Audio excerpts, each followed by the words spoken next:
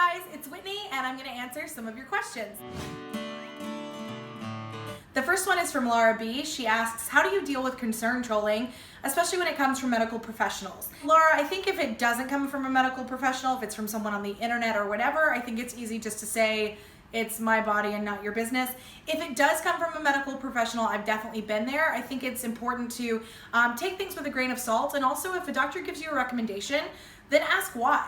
I've had doctors give me a recommendation, well, you need to lose weight. And then I would say, well, can you tell me what my blood sugars are, what my cholesterol is? And if all that stuff is good, then at least you know that information. We know that weight loss does not always equal good health, and nor does being overweight always equal bad health. It can be uncomfortable, but it's important to advocate for yourself. Taylor F asks, Dear Whitney, do you have any advice for anyone going through a rough time right now? By the way, I love your show. Well, Taylor F, I would go on the TLC website. I would go to TLC Go. I would watch some episodes of My Big Fat Fabulous Life and cheer yourself right on up.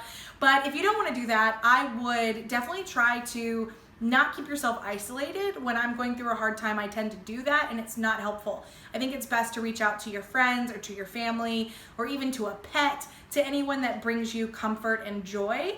And then I think it's also important just to give yourself a little bit of tough love. You can wallow a little bit, but then tell yourself to just get up and do something that'll make you happy.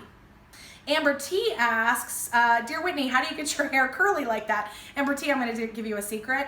Right now, my hair looks like this because I was responsible for it. If my hair ever looks good, it's never because I did it myself.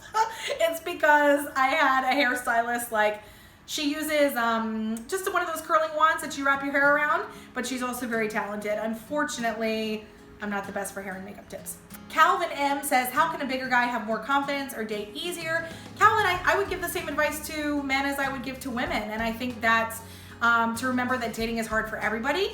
Everybody gets rejected no matter what you look like. And if you don't take a chance or take a risk, then you're definitely never gonna get that date. So I would just try to be brave, put yourself out there, and remember that if you get rejected, it's probably not personal. Amy H asks, what steps did you take for body self-acceptance? One thing that I started to do was really see myself. I stopped shying away from looking at myself in the mirror. I stopped not wanting to take pictures, and I just really got real with myself and looked at what I looked like. And then I realized what I was really thankful for in my body. I thought about things that my body could do for me, how my body had always been here for me, how my body keeps me alive, and how my body is just a vessel for me to experience life. And I also leaned on a lot of support from my friends and family. So if you start there, I think you'll be well on your way.